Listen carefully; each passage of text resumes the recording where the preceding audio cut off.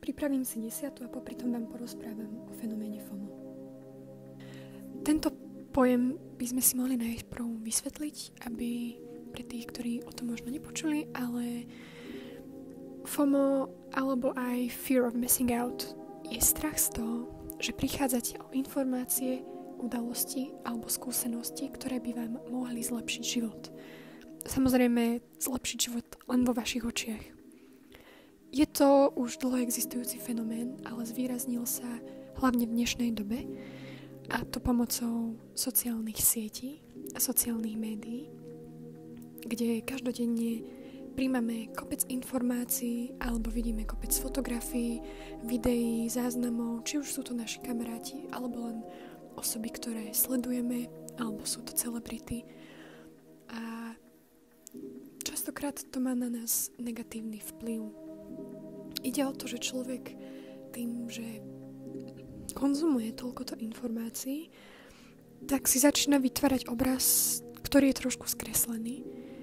A človek sa potom cíti vylúčený z týchto aktivít. Aj keď to tak vôbec nemusí byť.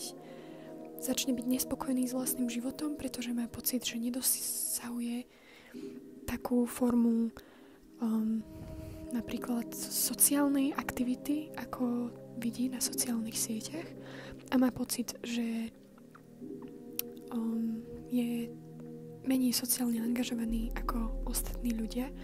Idealizuje si potom život týchto druhých ľudí a vytvára si vlastne len ten obraz, ktorý vidí na sociálnych sieťach, a nevie o tom, že za tým všetkým je možno kopa ďalších vecí, o ktorých nevie, ktoré nie sú až také závistihodné. A to potom ďalej súvisí aj s kontrolovaním, neustálým kontrolovaním sociálnych sietí, aby sme náhodou o niečo neprišli. Toto skôr súvisí s tým, keď sledujeme celebrity a bojíme sa, že prídeme o nejaké dôležité interview alebo o nejakú prevratnú informáciu, ktorú musíme prvý vedieť, lebo ak ju nebudeme vedieť, tak budeme mimo diania. A všetky tieto príznaky, ak by sa to tak dalo nazvať, v konečnom dôsledku prichádzajú k pocitu vyhorenia a k takému pocitu beznádeje a ponižovaniu sa. A potom ako výsledok v zámere toho udržania si sociálnych konekcií alebo takej potreby si niečo dokázať alebo si niečo kompenzovať, sa môžu osvojiť isté negatívne návyky u človeka. Alebo k tomu môže patriť napríklad to, že vždycky povie áno, vždycky na hociakú spoločenskú aktivitu, čo mu je navrhnutá, alebo ktorú vidí, tak vždy s ňou súhlasí, aj keď by to za normálnych okolností možno nebola úplne jeho šálka kávy. A taktiež sa snaží vyhľadávať rôzne sociálne konekcie, rôzne nové spoločnosti, a potom zavrhuje tie svoje staré len preto, aby mal viac možností socializácie sa a väčší rozsah a dosah na nejaké sociálne aktivity.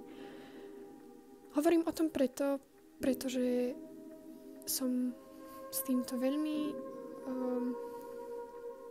jednoducho dostávam často FOMO, proste takto to poviem. A myslím, že v dnešnej dobe je to celkom bežný fenomén, hlavne asi pri mladých ľuďoch.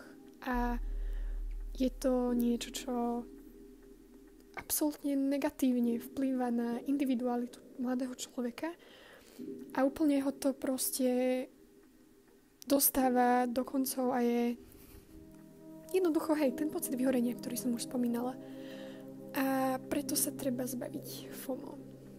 A môže to znieť ľahko, jednoducho proste žiť svoj život a neporovnávať sa s druhými a všetko, čo som už pravdepodobne spomínala aj predtým, ale ako všetci dobre vieme, nie je to také ľahké, ako sa to povie.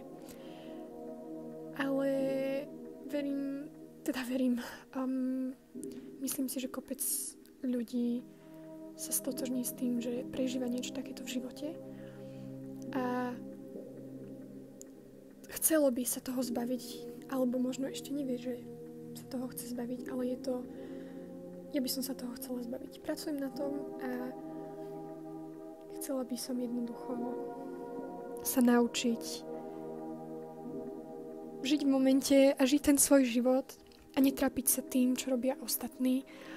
Ale to je niečo na dlhšie rozprávanie, k čomu by som sa možno rada vrátila na budúce. To je zatiaľ všetko.